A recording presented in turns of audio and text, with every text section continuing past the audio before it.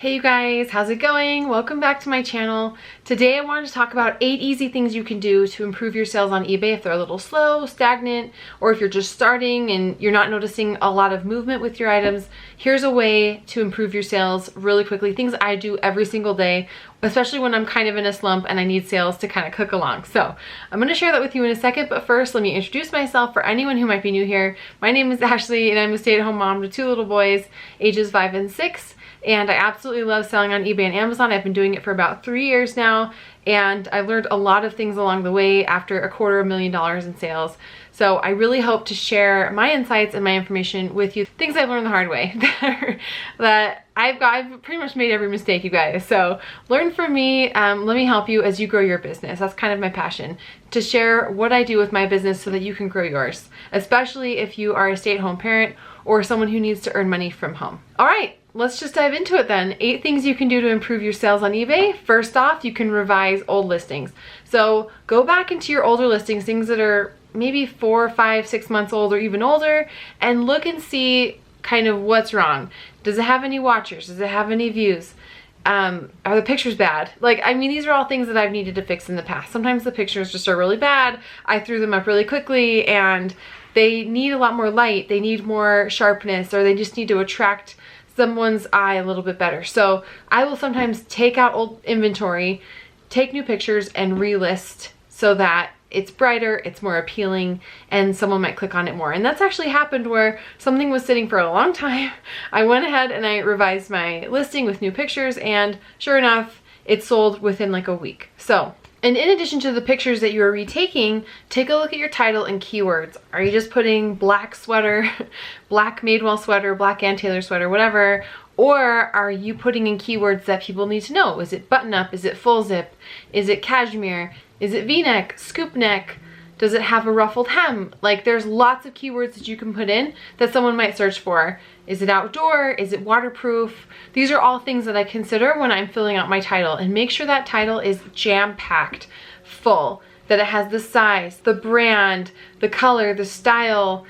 Is it for men or women? I mean, there's plenty of keywords you can cram into that title in those characters. If you're not using that full title character space, then you are not taking advantage of search terms that people might use to find your listing. And in addition to new pictures and new keywords and new titles, can you revise the price? Is it a little too high? Is it not attracting the right people just because the price is too high? And you need to be a little bit more realistic about what it'll sell for. That's me. That happens a lot.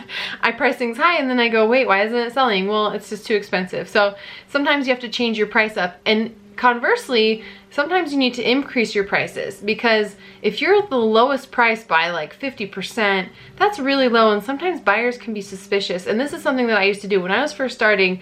I had all my prices really low because I thought that they would sell faster, but they didn't. And when I revised and increased prices, a lot of things were selling better because people understand that you get what you pay for. So sometimes people are suspicious, like, is there a flaw? Is it fake? Is it not real? If it's selling for a lot less. So that's something that I have done as well, is I have increased my prices so that people understand that there is value behind it. But yeah, check your prices and see where they're at. Things that have been sitting, you know, sometimes it's just because the pictures aren't good and the title's not great. So if you fix that, things could move along a lot faster. So if you follow that advice, you may see some of your older items moving a little bit more quickly for you and getting out of your house, because that's my goal. I want stuff out of my house. I don't want it sitting around.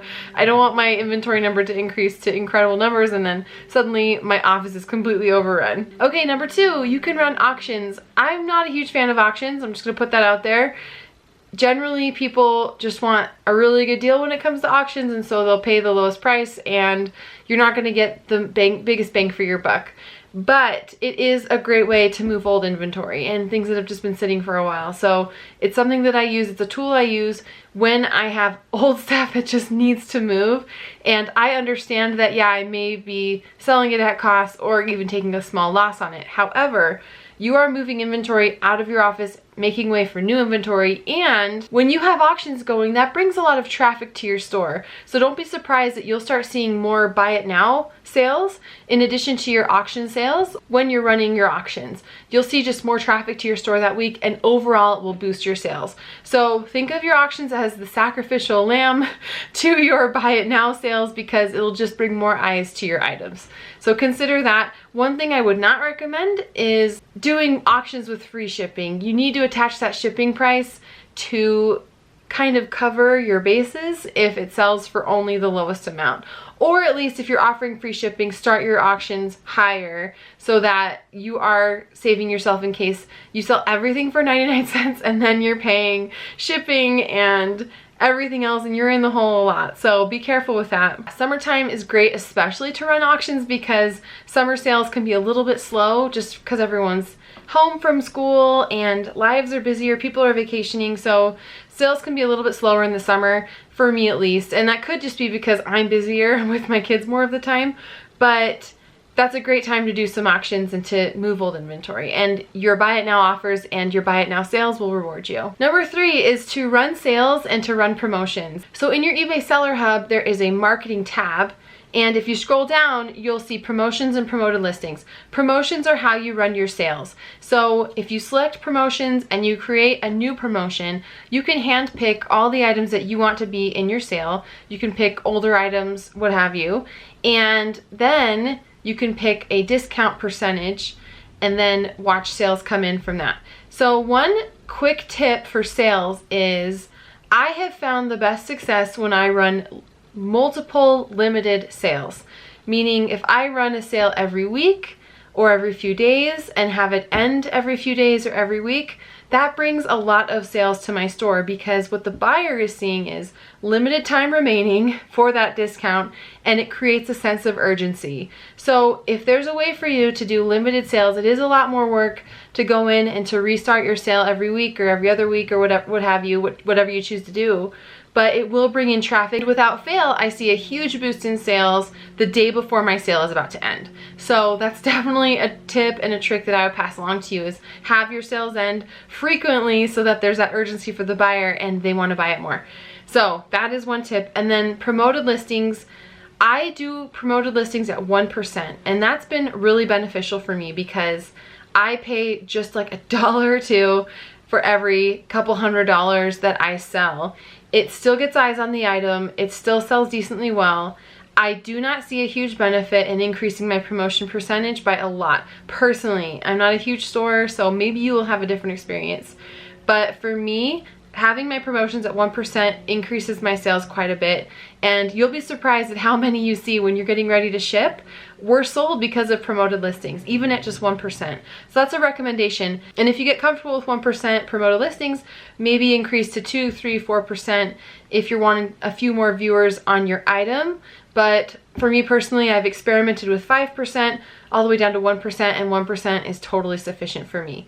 Again though, if you're really experiencing a huge slump in sales, it might be worth it to increase that percentage quite a bit for a limited time just to get more traffic. Okay, number 4 is you might want to consider adding new with tags items or brand new items to your store that could increase some traffic and some eyes to your items in your store. So most people on eBay actually buy new with tags items. Pre-owned items only make up a small percentage of the things for sale on eBay. So that is something to consider, is if more people are wanting brand new stuff, head to Ross, head to Marshalls, head to places where you can buy really inexpensive new with tags inventory, Nordstrom Rack sales, whatever, what have you, and purchase from there and add it to your store and see if it brings more volume and traffic. In addition, you might want to consider selling something outside of your normal range of expertise. So if you sell mostly clothing, try beauty, try makeup, try shoes or accessories for a little bit, things that are limited edition. There's always something, maybe electronics. So what happens when you add new items to your store, especially if there's like a high demand for it, is it brings traffic to your store, which will bring more eyes to all of your other items. It just will. So that's one way to kind of increase traffic, is sell outside of your niche for a little bit, sell brand new items, and that you'll start to see a little bit of a boost in sales. I find things personally all the time when I'm sourcing for Amazon that maybe are restricted but also sell great on eBay. I will take them home, sell them on eBay. Usually these things sell pretty quickly, beauty items or electronics. And sure enough, when I have something sell really quickly in my store because I've listed it, I get other sales too, because it's just the nature of your store on eBay. If you have more activity, more traffic, more offers, you'll have more sales. That's just the truth. Number 5 is to offer free shipping for a limited time if you charge shipping. So this only applies to those of you who don't offer free shipping all the time. I personally do not offer free shipping. So if I wanted to boost sales for a little bit, I would offer free shipping on all my items for a while and see what happened and see if I got more sales.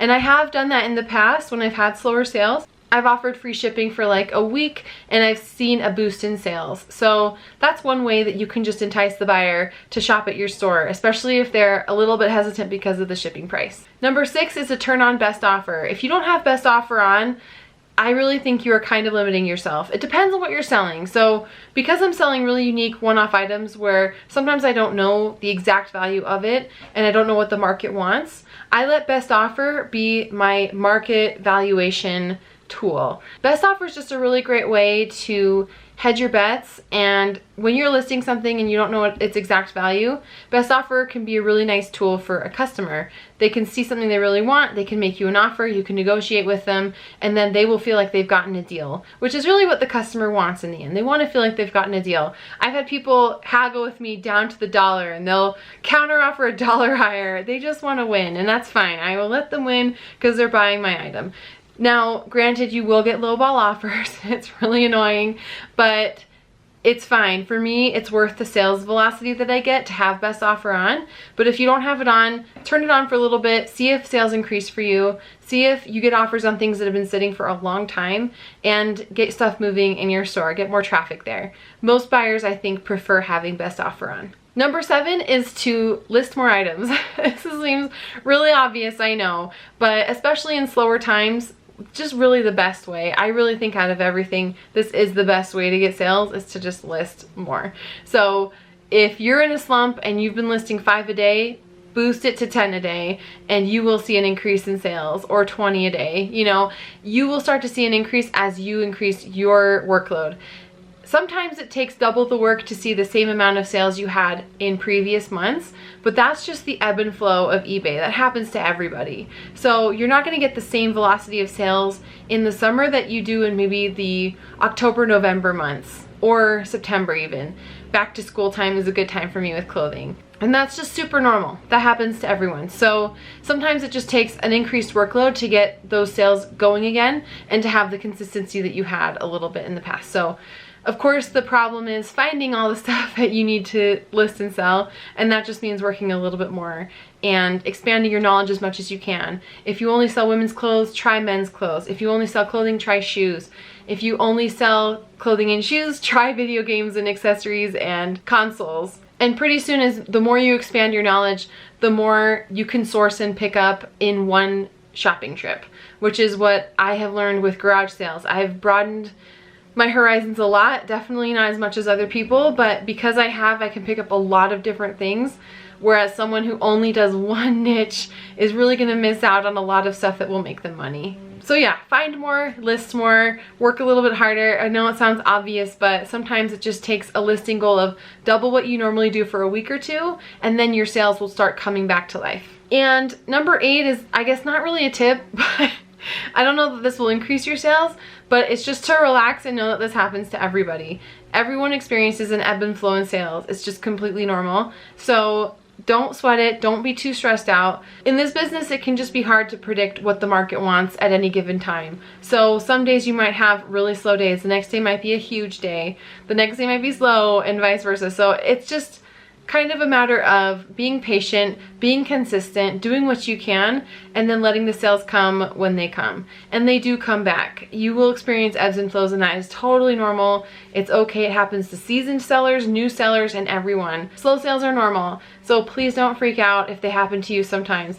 And of course, life happens sometimes. My son broke his leg 2 months ago, and it completely threw a curveball in my business, which who cares? My son's leg is broken and I need to take care of him, and that was totally fine. But that happens, and that's okay. Sometimes school is out and you're with your kids more and you can't work as much, which is great because you get to spend time with your kids. Sometimes you're sick, or sometimes you've used to sell a certain brand all the time and it's just not having the velocity for you anymore, and that's normal too, and you have to pivot. And I think just relaxing and knowing this happens to everyone. You need to find new niches or new things that sell or new brands that sell. That happens to every single person. Anyone who has sold Tommy Bahama in the past can tell you this, or Lila Rowe in the past can tell you this. Brands come and go, things people want, things that are in demand come and go, and that's okay. Just do the best you can and be as consistent as you can, and the sales will come. Well, I hope this helped you a little bit with your eBay business. Thank you so much for tuning in, you guys. I seriously appreciate it so much. I just so appreciate that you watch and support my channel. It means the whole world to me. Thank you so much from the bottom of my heart. And if you like content like this and you want more of a peek into my life as a reseller / stay-at-home mom, click subscribe and get the notifications on my new videos coming out, and like this video. And thanks again, you guys. Have a great night, and I will catch you next time.